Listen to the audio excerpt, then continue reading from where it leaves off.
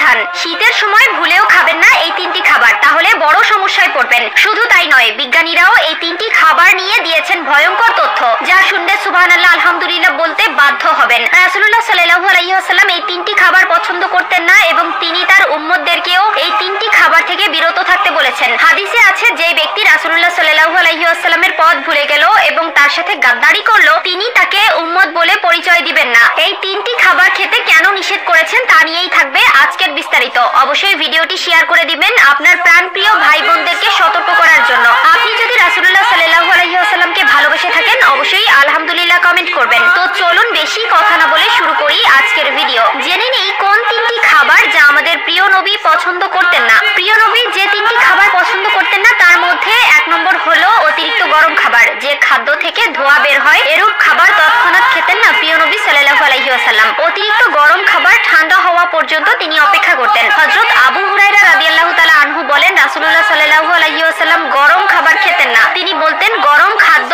বরকতহীন, নিশ্চয়ই আল্লাহ তাআলা আমাদের আগুন খাওয়াননি। যেসব খাবার হালাল হওয়া সত্ত্বেও নিজের বা অন্যের জন্য কষ্টকর বা ক্ষতিকর হয় তা খাওয়া থেকে নবীজি সাল্লাল্লাহু আলাইহি ওয়াসাল্লাম বিরত থাকতেন। উম্মতকেও এসব খাবার খেতে নিষেধ করেছেন। শীতের সময় আমরা অনেকেই গরম খাবার খেতে ভালোবাসি, অবশ্যই এ বিষয়ে সতর্ক থাকবেন। অতিরিক্ত গরম খাবার থেকে বিরত থাকবেন। আধুনিক বিজ্ঞান বলছে অতিরিক্ত গরম খাবার পাকস্থলীর জন্য ক্ষতিকর এবং গরম খাবার খাদ্যনালীর ক্ষতি করে। এমনকি গরম খাবার ফু দিয়েও খেতে নিষেধ করা হয়েছে। আধুনিক বিজ্ঞান বলেছে মানুষের নিঃশ্বাসে থাকে কার্বন ডাই অক্সাইড। অবশ্যই বাঁচতে হলে এই বিষয় থেকে সতর্ক থাকা অত্যন্ত জরুরি। 2 নম্বরে যে খাবার অপছন্দ করতেন তা হলো কাঁচা পেঁয়াজ। হযরত জাবের রাদিয়াল্লাহু তাআলা আনহু থেকে বর্ণিত, নবীজি সাল্লাল্লাহু আলাইহি ওয়াসাল্লাম বলেছেন, কাঁচা রসুন পেঁয়াজ খেয়ে যেন কেউ আমাদের মসজিদের নিকটবর্তীও না হয়, কেননা মানুষ যেসব দুর্গন্ধের কারণে কষ্ট পায় ফেরেশতারাও তাতে কষ্ট পায়। বুখারী ও মুসলিম শরীফ। তবে রান্না করা গন্ধহীন পেঁয়াজ রসুন খেতে কোনো সমস্যা নেই। কাঁচা পেঁয়াজ খাওয়া হারাম না, তবে খেয়াল রাখতে হবে পেঁয়াজ খেয়ে সঙ্গে সঙ্গে নামাজে না দাঁড়ানোই ভালো। মুখ পরিষ্কার করবে ভালোভাবে,